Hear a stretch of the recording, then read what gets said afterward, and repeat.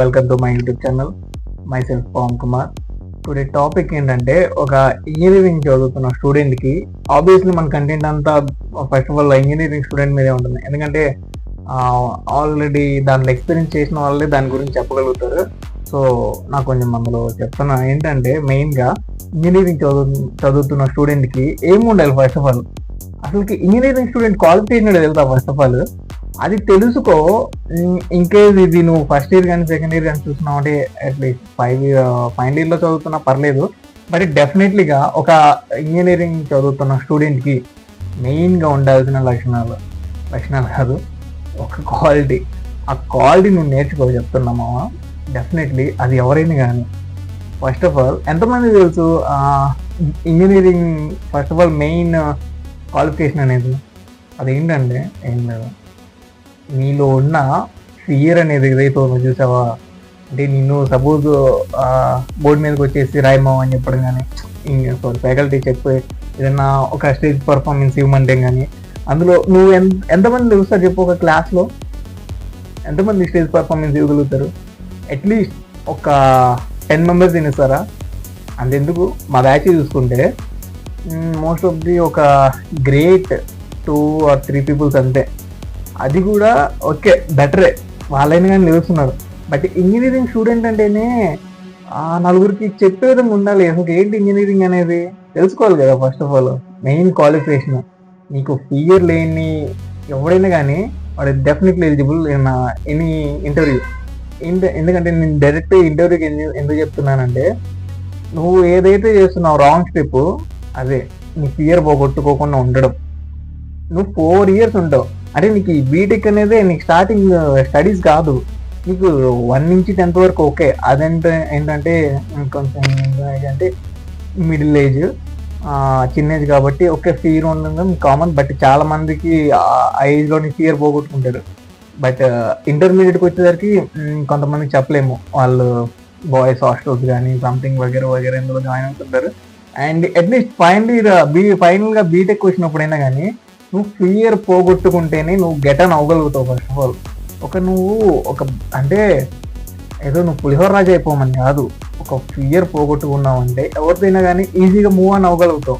ఇంకేది అంతెందుకు, నువ్వు క్లాస్ వింటావు కదా, నీ క్లాస్లో నువ్వు విన్న ఓకే ఆబ్వియస్లీ రేరు, బట్ విన్న ఒక క్లాస్ అయినా కానీ నువ్వు ఉంటుంది. నీకు 4 yearsలో ఒక్క క్లాస్ అయినా కానీ నువ్వు పర్ఫెక్ట్గా విన్న క్లాస్ ఉంటుంది. డెఫినెట్లీ నీకు అందులో డౌట్ వచ్చి ఉంటుంది. ఎన్నిసార్లు నువ్వు నీ ఫ్యాకల్టీని డౌట్ అడిగావు? మెయిన్లీ నువ్వు పైకి లేచి ఆర్ కూర్చొని కానీ ఎన్ని క్వశ్చన్స్ ఒక్కటైనా అడిగావా? నీ 4 years ఏంటి 4 years బీటెక్లో ఒక్క డౌట్ అయినా ఫ్యాకల్టీని అడిగావా? ఆబ్వియస్లీ ఉండదు. ఎందుకంటే ఫియర్. మనం అడిగితే మనల్ని ఏమంటారు, మన ఫ్రెండ్స్ ఏమంటారు, మళ్ళీ ఏదేదో సంథింగ్ వచ్చేస్తుంటుంది. ఫియర్ అనేది ఎట్లా ఉంటుంది అంటే అడుగుదామా వద్దా అనేది లోపల ఉన్నోడేమో అడగరా, డౌట్ రా అని అనిపిస్తుంది. But physical body and accept చేయదు. పైకి లేచి చెప్పాలి, డౌట్ అడగాలి, ఏంటది మన వల్ల కాదులే కూర్చో అందరిలాగానే వెళ్ళిపోవాలంటావు. బట్ నీలో యూనిక్ ఎక్కడుంది? నువ్వు కూడా నార్మల్ కదా.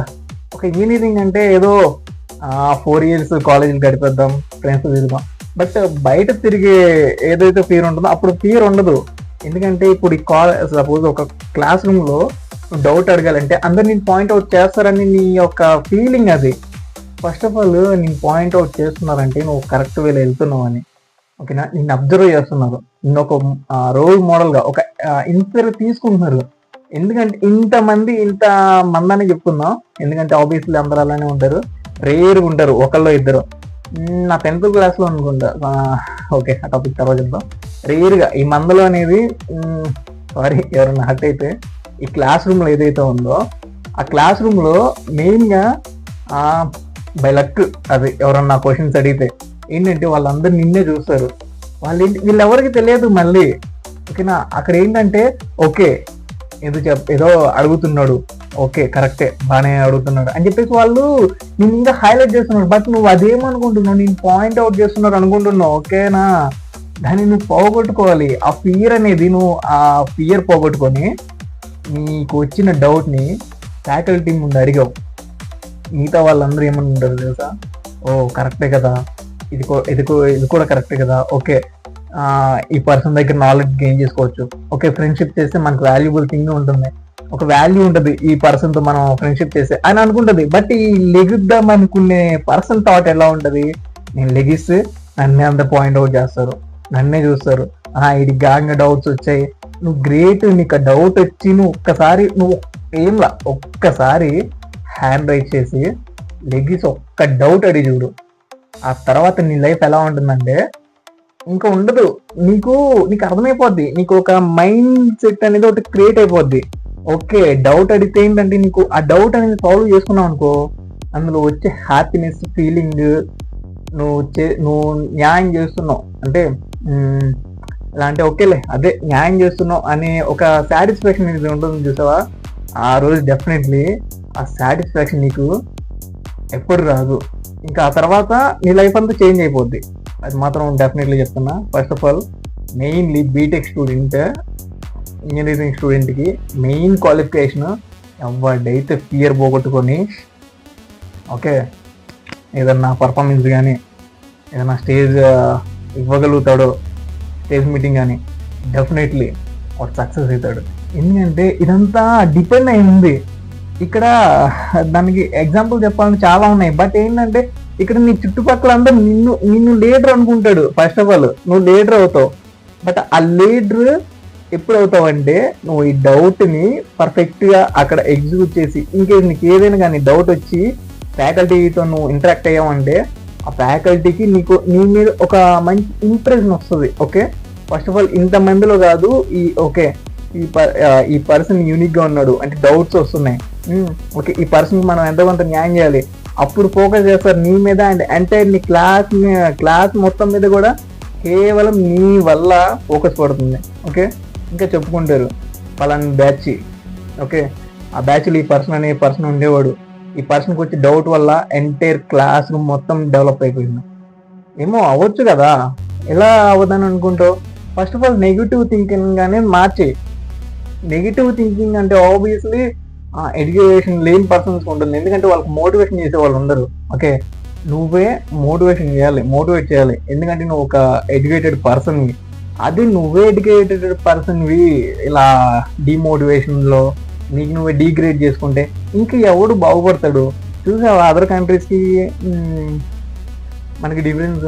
ఓకే అది పక్కన, నువ్వు ఒక ఎడ్యుకేటెడ్ పర్సన్వి నువ్వే డిమోటివేట్ అయితే ఇంకెవడు నిన్ను ఎడ్యుకేటెడ్ చేస్తాడు? వాల్యూ ఏంటి? నువ్వు చదువుకుంటుంది కూడా 4 years ఎలాగో పనులు చేయలేవు. ఓకే ఇంకేస్ ఏమైనా బ్యాంక్ బ్యాలెన్స్ గట్టిగా ఉన్నా కానీ ఓకే ఎంతవరకు వస్తుంది? సర్టైన్ ఏజ్లో అయినా కానీ ఓన్గా ఇంకా స్టార్ట్ చేయాలి కదా, డెఫినెట్లీ స్టార్ట్ చేయాలి కదా. ఇది ఏదైతే ఉందో ఫస్ట్ ఆఫ్ ఆల్ నీ ఒక ఫియర్ని పోగొట్టుకొని చూడు ఒక్కసారి, అప్పుడు తెలుస్తుంది. ఫస్ట్ ఆఫ్ ఆల్ ఛానల్కి సబ్స్క్రైబ్ చేసుకో, కంటెంట్ నచ్చితే ఒక లైక్ చేయి, అండ్ నేను చెప్పిన కంటెంట్ నీకేమనిపిస్తుందో నాకు కామెంట్ చేయి, ఎందుకంటే నాకు ఒక ఫీడ్బ్యాక్లా ఉంటుంది. అండ్ అది యూజ్ఫుల్ ఉందా లేదా అని కూడా కామెంట్ చేయి. Okay thank you for watching my video.